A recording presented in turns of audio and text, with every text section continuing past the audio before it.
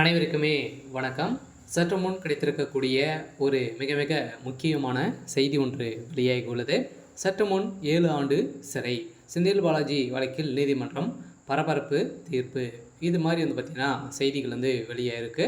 So இப்போ பார்த்தீங்கன்னா செந்தில் பாலாஜி அவர்கள் ஏற்கனவே அதிமுக ஆட்சி காலத்தில் இருக்கும்போது பார்த்தீங்கன்னா போக்குவரத்துறை அமைச்சராக இருந்தபோது வேலை வாங்கி தருவதாக பார்த்தீங்கன்னா எக்கச்சக்கமான பணங்களை மோசடி செய்ததான வழக்கில் இவர் மீது பார்த்தீங்கன்னா முதல்வர் ஸ்டாலின் அவர்கள் தான் வழக்கு பதிவு செஞ்சுருந்தாங்க. இந்த வழக்கு பதிவின் அடிப்படையில் இப்போ அதிரடியாக இந்த வழக்கில் அதிரடியாக இந்த வழக்கை பார்த்தீங்கன்னா முடிக்க முடியாத அளவிற்கு தமிழக அரசு இவருக்கு பார்த்தீங்கன்னா செந்தில் பாலாஜி அவர்களுக்கு சப்போர்ட் செய்து வரும் நிலையில் தான் இப்போ அதிரடியாக இவருடைய வழக்குக்கு பார்த்தீங்கன்னா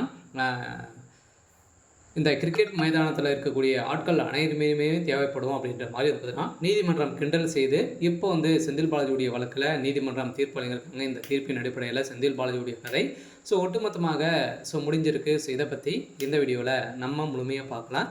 அதுக்கு முன்னாடி நம்ம சேனலுக்கு இப்போ தான் நீங்கள் முதல் முறையாக வந்திருக்கீங்க அப்படின்னா மறக்காமல் நம்மளுடைய சேனலை சப்ஸ்கிரைப் பண்ணி சப்போர்ட் பண்ணுங்கள்.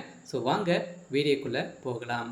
பார்த்தீங்கன்னா அனைவருக்குமே தெரியும், செந்தில் பாலாஜி அவர்கள் ஏற்கனவே ஒரு 471 நாட்களாகவே புழல் சிறையில் இருந்திருந்த நிலையில் அவருடைய வழக்கில் பார்த்தீங்கன்னா சட்டத்துக்கு விரோதமான பணப்பரிமாற்ற வழக்கில் பார்த்தீங்கன்னா வசமாக சிக்கி, அதே மாதிரி ஏற்கனவே முன்னாள் அமைச்சர் செந்தில் பாலாஜி மீதான போக்குவரத்து துறையில் வேலை வாங்கி தருவதாக கூறி பண மோசடி செய்வதாக கூறப்படும் வழக்கில் தமிழக அரசை இன்று உச்சநீதிமன்றத்தில் விளாசியது.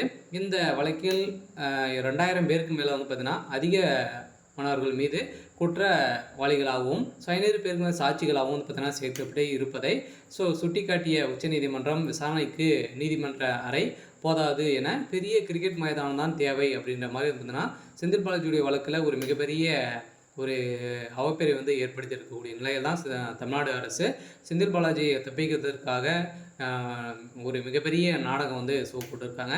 இந்த நாடகத்தின் அடிப்படையில் தான் முதல்வர் ஸ்டாலின் அமைச்சரவையில் மின்சாரம் மற்றும் மதுவிலக்கு ஆய்வுத்துறை அமைச்சராக இருந்த செந்தில் பாலாஜி தற்போது அவர் அமைச்சர் பதவியை ராஜினாமா செய்துவிட்டார்.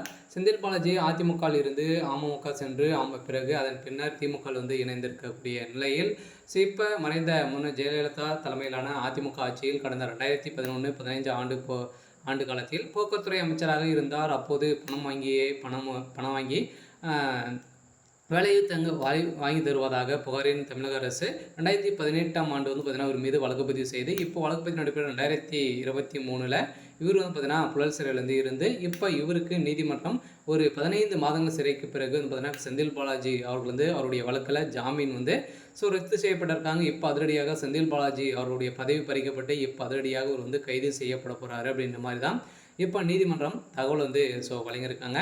சரி, ஓகே. இன்னைக்கான அப்டேட் பார்த்தீங்கன்னா இதுதான். மறக்காமல் நம்மளுடைய சேனலை சப்ஸ்கிரைப் பண்ணி சப்போர்ட் பண்ணுங்கள். தேங்க்யூ.